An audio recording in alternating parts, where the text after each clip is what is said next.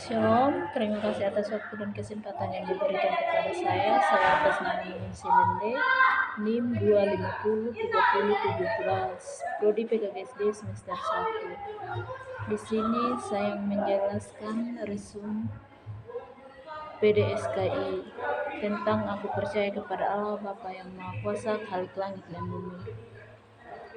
Kata percaya dalam Alkitab memiliki makna mendalam dalam konteks keyakinan, ketergantungan, dan kesetiaan kepada Tuhan. Kata ini ditemukan dalam dua bahasa utama Alkitab, Ibrani untuk Perjanjian Lama dan Yunani untuk Perjanjian Baru. Makna kata percaya dalam kedua bahasa ini serta contoh ayat-ayatnya. 1. Pengertian percaya dalam bahasa Ibrani. Dalam perjanjian ditulis dalam bahasa Ibrani, kata percaya diterjemahkan dari beberapa kata, di antaranya adalah aman. Kata ini memiliki arti memiliki keyakinan teguh atau tetap setia. Kata ini juga memberikan bahwa sesuatu itu benar, dapat dipercaya. Yang kedua, batak. Artinya adalah percaya, mengandalkan, atau bergantung. Kata ini seringkali mengekspresikan ketergantungan penuh pada Tuhan. Yang ketiga, emuna. Iman, kesetiaan, keteguhan bukan hanya percaya intelektual, tetapi juga kesetiaan yang nyata. Perjanjian Baru, bahasa Yunani, pistevio. Percaya, mempercayakan diri sepenuhnya, iman aktif dan komitmen. Pistis, iman keyakinan dasar keselamatan Kristen. 2. Contoh ayat penting dalam Perjanjian Lama, Mazmur 37 ayat 5, Amsal 3 ayat 5, Yesaya 26 ayat 4, Yeremia 17 ayat 7, Habakuk 2 ayat 4.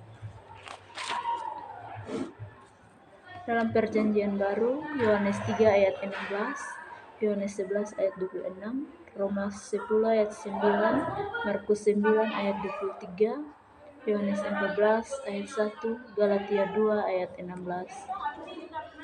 3. Implikasi dalam kehidupan Kristen.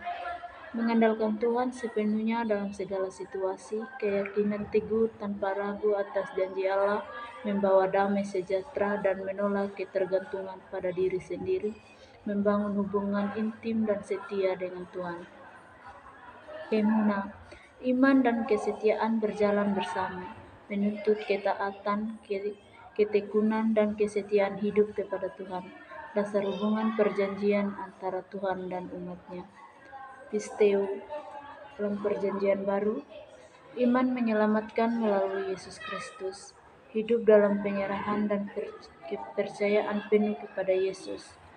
Iman yang aktif diwujudkan dalam kasih, ketaatan, dan tindakan nyata, menjadi sumber pengharapan, kekuatan, dan hubungan pribadi dengan Tuhan. 4. Kesimpulan. Percaya dalam Alkitab bukan sekedar meyakini secara intelektual, tetapi menyerahkan diri sepenuhnya dengan kesetiaan, keteguhan, dan pengharapan kepada Tuhan. Dalam Perjanjian Lama, percaya menekankan bergantung penuh, dalam kurung batak, dan setia amuna kepada Allah. Dalam Perjanjian Baru, percaya berarti iman aktif, pisteu, kepada Yesus Kristus yang menyelamatkan dan mengubah hidup orang percaya adalah hidup yang penuh damai sejahtera, pengharapan, serta berakar pada iman dan kesetiaan kepada Allah Bapa melalui Yesus Kristus. Aku percaya kepada Allah Bapa yang Maha Kuasa, Khalik langit dan bumi. 1. Pengertian Allah. Allah sebutan bagi pribadi tertinggi Sang Pencipta. Allah menunjuk Allah yang sejati. Allah, nama Allah dalam Alkitab. Allah sama dengan ilahi lain atau dewa palsu.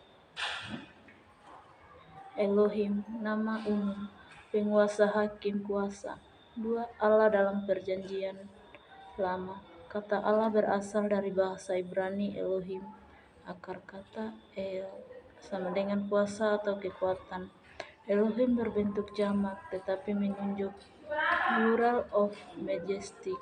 Kegunaan Allah yang esa, kata Elohim Yahweh, Allah Abraham, Ishak, Yakub, Allah sejati. Allah atau dewa bangsa kafir, hakim-hakim atau malaikat, manusia yang berkuasa. Contoh Musa bagi Firaun. Keluaran 7 ayat 1. Contoh ayat Keluaran 20 ayat 1 sampai 3. Allah sejati vs Allah lain. Mazmur 82 ayat 1 sampai 2. Allah menghakimi para Allah. Mazmur 8 ayat 5 sampai 6. Manusia hampir sama seperti Allah atau Agel. Yang ketiga, perbedaan El atau Elohim. Elohim Akhirim, istilah Ibrani arti harfiah, makna atau contoh. Pemakaian implikasi teologis. El kuasa atau kekuatan, Allah pribadi yang berkuasa. El Shaddai, Allah sumber kuasa. Elohim kuasa tertinggi, jamak keagungan Allah Israel. Pencipta, Kejadian 1 ayat 1. Allah pencipta alam semesta. Elohim Akhirim, kuasa-kuasa lain, dewa, berhala, kekuatan alam. Ulangan 6 ayat 14. 4. Allah dalam perjanjian baru. Kata Allah berasal dari Yunani Theos, menunjuk kepada Allah Bapa satu-satunya, Allah yang benar. Yohanes 17 ayat 3. Immanuel, sama dengan Allah beserta kita. Matius 1 ayat 23. Allah digambarkan sebagai pencipta maha kuasa, penuh relasi pribadi dengan manusia. Dikenalkan Yesus sebagai Bapa. Matius 6 ayat 9. Yohanes 17 ayat 1. Contoh ayatnya Ibrani 1 ayat 1 sampai 2. Allah berbicara melalui anak. Matius 6 ayat 9. Doa Bapa kami. Yohanes 17 ayat 1. Yesus berdoa kepada Bapa. Pertemuan yang keempat, yang dikandung dari Roh Kudus, lahir dari anak darah Maria. 1. Mengapa Yesus harus dikandung dari Roh Kudus?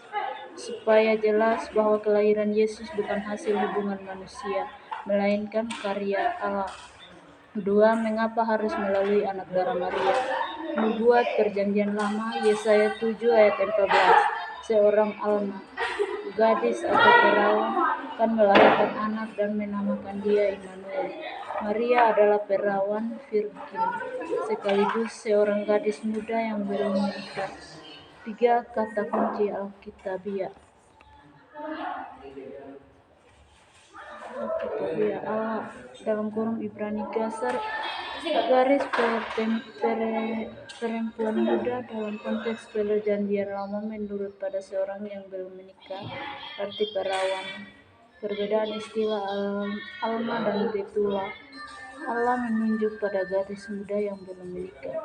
Betula istilah teknis untuk perawan. Demikian hasil riset dari saya, Nancy Lende. Saya ucapkan terima kasih. Salam.